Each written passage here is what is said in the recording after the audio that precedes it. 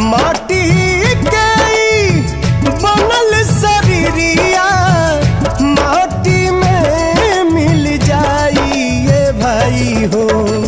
केहू कुछ लेके नहीं जाई, केहू कुछ लेके नहीं जाई ये भाई हो।